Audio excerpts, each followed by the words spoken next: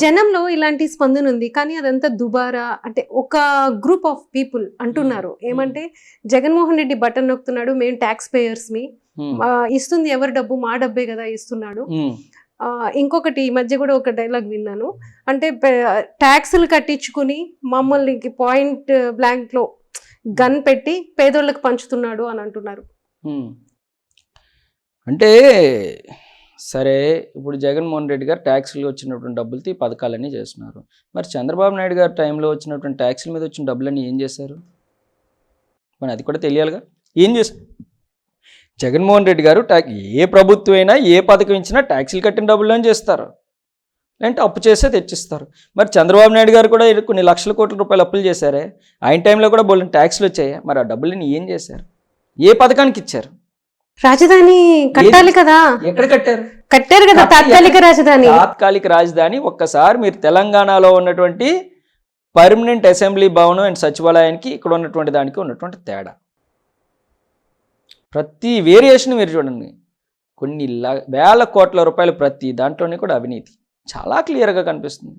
అంటే తెలంగాణలో కూడా రెండోసారి ముఖ్యమంత్రి అయిన తర్వాతే కదా కేసీఆర్ గారు మొదలుపెట్టి కంప్లీట్ చేశారు. మరి ఈయన ఎందుకు చేయలేకపోయారు? అసలు హైదరాబాద్ని వదిలేసి వచ్చి పరిగెట్టి వచ్చేయాల్సిన అవసరం ఏముంది? అక్కడ ఉంటూ ఆ డబ్బులతోనే ఇక్కడ పర్మనెంట్గా కట్టొచ్చు కదా. ఎందుకంత అవసరం వచ్చింది? ప్రజలు ఇవన్నీ కూడా గమనించే కదండి 2019లో బుద్ధి చెప్పారు.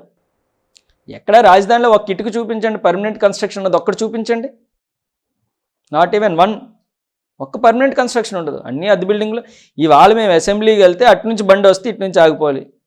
కరకట్ట మీదకి వెళ్ళాలంటే, కరకట్ట మీద వెళ్ళాలి అంటే అసెంబ్లీకి ఏదో మనం చూడండి, ఇంత ముందు స్కూల్కి వెళ్తామో అక్కడ రైల్వే గేట్ వేసేస్తాడు, తొందరగా కరకట్ట ముందు బయలుదేరాలి. మినిస్టర్ కాన్వే అయినా అంతే, ఎవరిదైనా అంతే. ఒక సామాన్య వ్యక్తి సచివాలయానికి వెళ్ళాలి అంటే ఎన్ని కిలోమీటర్లు ట్రావెల్ చేసి వెళ్ళాలి? ఆయనకైతే 2 వీలర్ అయినా ఉండే, కారు అయినా ఉండాలి, లేదంటే ఆటోకి అప్పు రాను పోను ఓ 300 చెల్లించుకుంటే తప్ప ఒక సామాన్య మనిషి సచివాలయానికి వెళ్ళలేదు. బస్సులు ఉన్నాయిలే. ఇప్పుడు అమరావతి బస్సులు చాలా ఉన్నాయి కదా, చాలా తక్కువ. ఎవ్రీ హాఫ్ అన్ అవర్ ఉంది. ఆ దారి కూడా ఎంత ఇబ్బందికరమైనటువంటి పరిస్థితులు ఉంటాయని చూడాలి. అంటే ఎందుకు డిగ్రీ సెకండ్ ఇయర్ లోనే ఎలా వచ్చింది అసలు రాజకీయాల్లోకి రావాలి అనేసి? చాలా సందర్భాల్లో చెప్పాను నేను. యాక్చువల్లీ మా ఇంటికి ఆపోజిట్లోనే పంచాయతీ ఆఫీస్ ఉంటుంది. ఫర్ ఎగ్జాంపుల్ మనం ఎలా ఉన్నాము, మధ్యలో రోడ్డు, ఇటు సైడ్ మా హౌస్ గేట్, ఆపోజిట్లో పంచాయతీ ఆఫీస్ గేట్ అనమాట. మొదటి నుంచి కూడా అక్కడ రెగ్యులర్గా ఏవో ఇష్యూస్ అవుతూ ఉంటాయి. నేను కూడా కాలేజ్ నుంచి వచ్చి బ్యాగ్ పడేసి నాన్నగారితో అన్నాను, రోజు ఏంటి నన్ను తగులు, మీరు వెళ్ళొచ్చు కదా సర్పంచ్ కింద. నాకు ఎప్పుడు పాలిటిక్స్ ఇంట్రెస్ట్ లేదమ్మా, నువ్వు వెళ్తే వెళ్ళు అన్నారు. నేను సర్పంచ్ ఎట్టి ఇంకా చదువుతున్నానని. లేదు, ఇఫ్ యూ హ్యావ్ కాన్ఫిడెన్స్, నువ్వు గెలుస్తావు అనుకుంటే నువ్వు వెళ్ళు, ఐ విల్ సపోర్ట్ అని చెప్పారు. నామినేషన్ వేసాను. ప్రజలందరూ కూడా, రాంపురం గ్రామ ప్రజలకి ఎప్పటికీ రుణపడి ఉంటాను నేను. అండ్ వాళ్ళందరూ కూడా ఆ రోజు నేను నామినేషన్ వేయగానే నాన్నగారి మీద ఉన్నటువంటి గౌరవంతో, అభిమానంతో వాళ్ళందరూ కూడా ఏకగ్రీవంగా నన్ను సర్పంచ్గా ఎన్నుకున్నారు. ఆ తర్వాత రాజశేఖర రెడ్డి గారు, యోజన విభాగం అధ్యక్షుడిగా రాజశేఖర రెడ్డి గారు, కొంతల రామకృష్ణ గారు వాళ్ళందరూ ఉంటున్నప్పుడు నాకు అవకాశం, యోజన విభాగం అధ్యక్షుడిగా అవకాశం రావడం, నాకు నేను స్టెప్ బై స్టెప్. కలిసారా రాజశేఖర రెడ్డి గారిని? చాలా ఫస్ట్ మీట్ ఏంటి అసలు?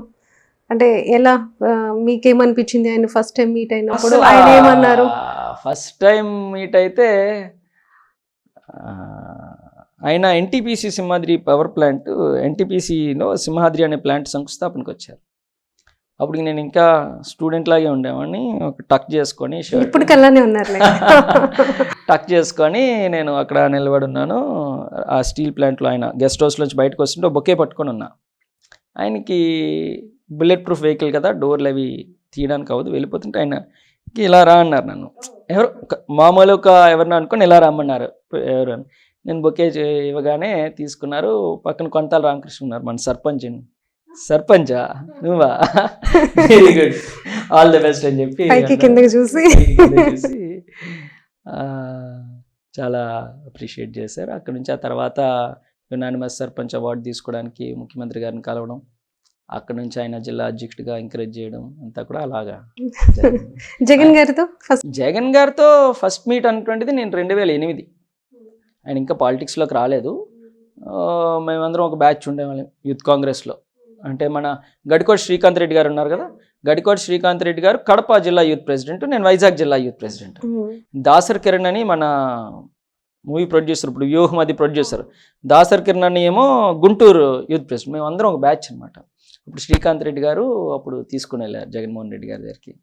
ఆ తర్వాత నుంచి రాజశేఖర రెడ్డి గారు చనిపోయిన తర్వాత ఇంకా అవుట్ అండ్ అవుట్ నేను కాంగ్రెస్ పార్టీకి, జగన్ గారు ఇంకా కాంగ్రెస్ పార్టీలో ఉంటాను కానీ రిజైన్ చేసి నాకు అవసరం లేదు యూత్ కాంగ్రెస్ పదం అని చెప్పి వదిలేసి జగన్ గారితో ఉండిపోయాను.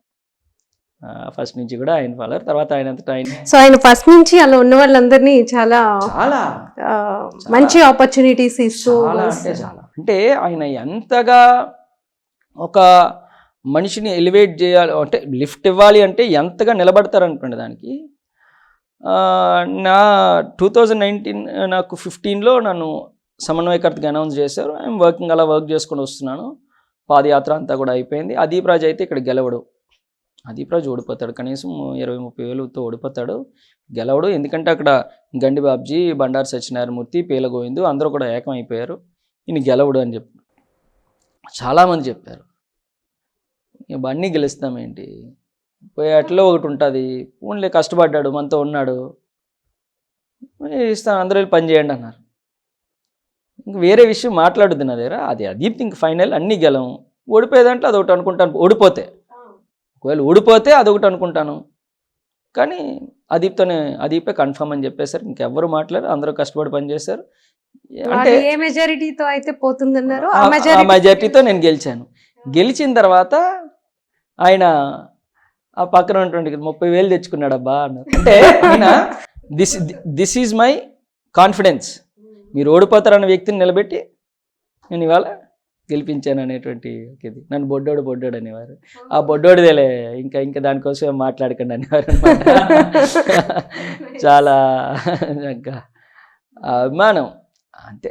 ఆ ఫ్యామిలీ అంటే ఇంకొకసారి ఆ ఫ్యామిలీతో ఒక అటాచ్మెంట్ వచ్చిన తర్వాత సచ్చినా బ్రతికిన రాజకీయాలు శాశ్వతం కాదు, కానీ ఆ కుటుంబంలో వాళ్ళు చూపించేటువంటి ఆప్యాయత. ఎందుకంటే నా మీద అనేకమైన ఇందాలు మీరు అడిగారు చూసారా, అనేకమైన ఆరోపణలు వచ్చినప్పుడు కూడా ఒక్క మాట కూడా అనలే, జాగ్రత్తగా చూసుకో, అందరినీ కలుపుకొని వెళ్ళు, ఇంతే. నువ్వు ఎట్లా చేసావు, నీ మీద ఇలా వస్తున్నాయి అలా వస్తున్నాయి ఏమి కూడా లేదు, చాలా చక్కగా. ఎందుకంటే ఆయనకి తెలుసు చేసిన ఆరోపణలా వాస్తవాలా అంటుంటే ఆయనకి తెలుసు. కాబట్టి కొంచెం జాగ్రత్తగా చూసుకో, అందరినీ కలుపుకొని వెళ్ళు. Please subscribe .news.